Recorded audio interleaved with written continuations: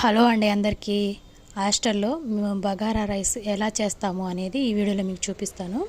ముందుగా ఒక పెద్ద గిన్నె పెట్టుకొని అందులో తగినంత ఆయిల్, మసాలా దినుసులు వేసుకోవాలి. సన్నగా కట్ చేసుకున్న ఆనియన్స్, పచ్చిమిర్చి కూడా వేసి అవి కొంచెం మెత్తబడిన తర్వాత సన్నగా కట్ చేసుకున్న కొత్తిమీర అలాగే పుదీనా కూడా వేసి అవి మగ్గేదాకా వేయించుకోవాలి.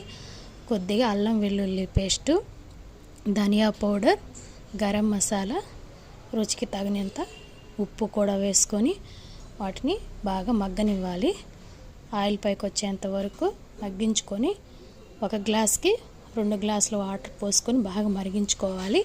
ఇలా మరిగిన తర్వాత ముందుగా నానబెట్టుకున్న బియ్యం కూడా పోసి ఆ తర్వాత ఒక నిమ్మ చెక్కని పిండుకోవాలి.